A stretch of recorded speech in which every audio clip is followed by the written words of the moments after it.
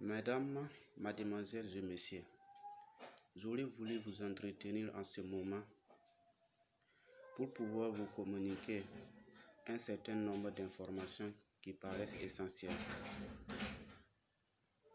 C'est difficile de parler de soi-même. Je vais au moins essayer de me présenter. Je me nomme Ouedraogo Pamade, burkinabé d'origine, panafricaniste par conviction et ma devise, la vie ou la mort nous vaincront. Écoutez ce que je vais vous dire. C'est ensemble que nous puissions avancer dans ce monde, plus particulièrement en Afrique. Le problème de l'Afrique, c'est toujours la même. L'Afrique n'a pas deux problèmes, n'a pas trois problèmes.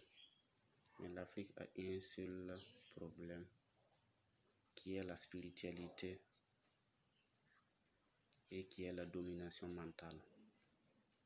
La domination spirituelle, c'est ça qui fait que nous les Africains, nous souffrons aujourd'hui. Et jusqu'à demain, nous allons toujours souffrir. Si une fois nous resterons toujours dans cette mentalité. Vous voyez, non? Les deux livres nous parlent de religion, ils nous parlent de Dieu.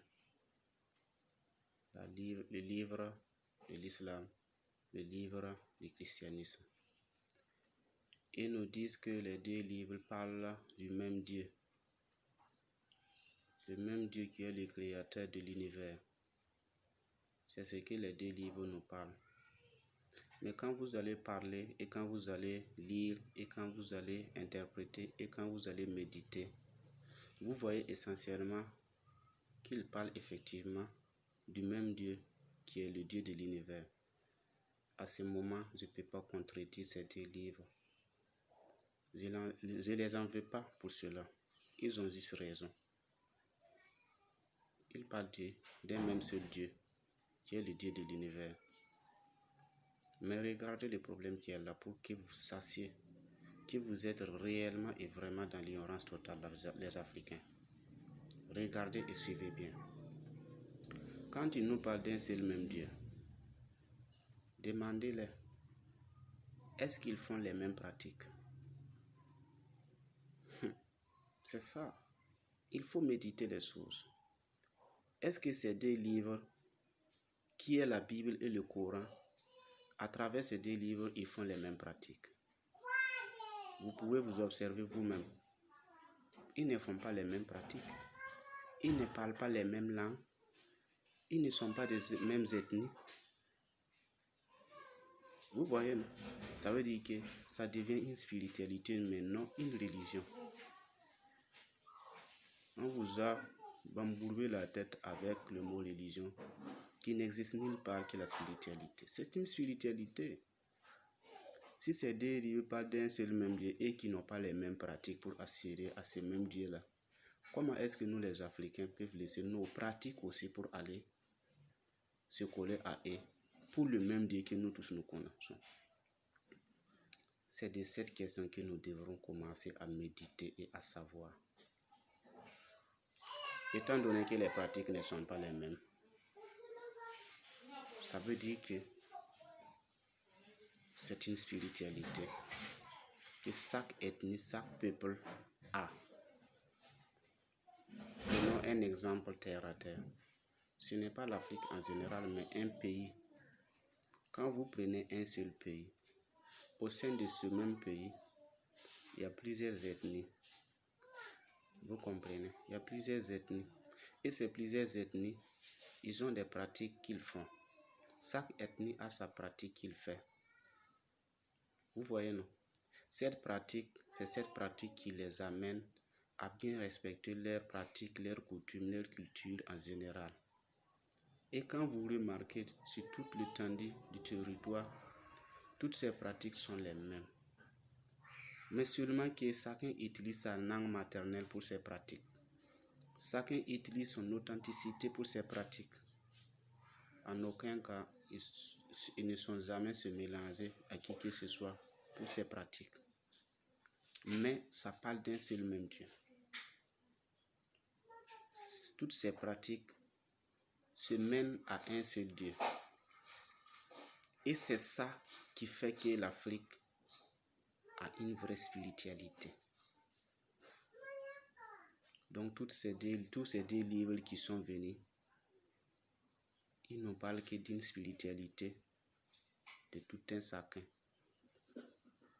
L'arabe nous parle de sa spiritualité et l'occidental nous parle de sa spiritualité. On ne peut pas se mélanger les choses. Nous, en Afrique aussi, on doit parler de notre spiritualité pour avancer. Vous comprenez les choses? Étant donné que ces deux livres ne font pas les mêmes pratiques et qui parlent d'un seul même Dieu, nous les Africains aussi, nous faisons notre pratique pour adorer à ce même Dieu qui est le créateur de l'univers là. C'est ça. On ne doit pas abandonner pour toi et aller se mélanger à quelqu'un d'autre. Ça ne marche pas comme cela. Voilà. C'est ça que je suis en train de parler. Nous ne cesserons de parler de cela. Vous voyez, non?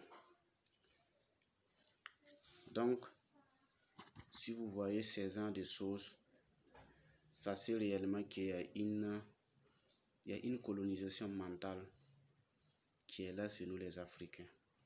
Et qui fait que nous les Africains sont vraiment des ignorants. Et quand je dis ignorants, ça va encore mieux, des hypocrites. Parce que quand je parle d'hypocrisie, je n'insulte personne, mais c'est une pure réalité que tout un chacun constate. Qui a dit que tous les Africains ne sont pas des animistes? Il n'y a pas un chrétien africain, il n'y a pas un arabe africain. Nous ne sommes tous que des animistes. Quand je dis à cela, vous allez comprendre que tous ceux qui partent à l'église ou à la mosquée chaque fois, ce sont des gens qui pratiquent toujours leurs coutumes, leur culture, un peu partout dans le continent. Vous voyez? Donc, vous êtes tous des animistes, mais ce sont des animistes hypocrites. Parce qu'ils refusent l'animisme et ils sont dans les deux. C'est parce que nous avons décidé d'affronter, nous avons décidé de subir volontairement, par conviction, raison pour laquelle nous parlons. Et nous n'avons pas peur de cela. Ceux-là qui jouent du jeu de casse-casse, ils se cassent pendant les nuits pour aller voir les féticheurs, pour aller voir les marabouts. Au lieu que leur Dieu, qui est Jésus ou soit Mohamed, les sauve, ils se cassent pour aller voir ces marabouts-là. Et ce sont ces mêmes personnes qui insultent chaque fois la coutume, la culture, les traditions africaines. Est-ce que cela, c'est pas de l'hypocrisie? Vous voyez, non? Dites les choses par les vrais noms. L'Afrique authentique a besoin d'être soi-même. L'Afrique authentique n'a pas besoin d'un autre pays, d'un autre continent pour son développement. L'amour de Dieu est partout, est partagé. Dieu a sa parcelle dans tout être humain, dans tout être vivant. Les insectes qui vivent, c'est Dieu qui les a créés. Donc Dieu a sa parcelle dans ces insectes-là.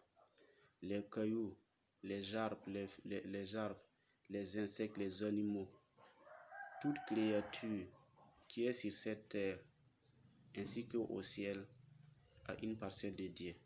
C'est ça qui fait Dieu. C'est ça qui fait Dieu. Dites que nous adorons les ancêtres.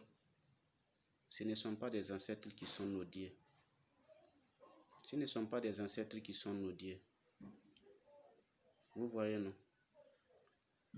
Mais nos ancêtres Quand on dit un ancêtre en Afrique, c'est quelqu'un qui a mérité et qui mérite d'être ancêtre. C'est pas parce qu'on met le vieux qu'on devient ancêtre de quelqu'un. Non. Parce que les idiots, les hypocrites aussi vieillissent. Et s'ils vieillissent, ils deviennent des vieux ou des vieilles. En aucun cas, ils seront nos ancêtres. Donc, respectons toujours la nature, respectons toujours la créature, respectons toujours toute la créature que Dieu nous a créée. Et à cela, nous respectons Dieu lui-même. Otep, Otep, Otep, que la paix soit sur vous, que nos ancêtres nous accompagnent. Pamade.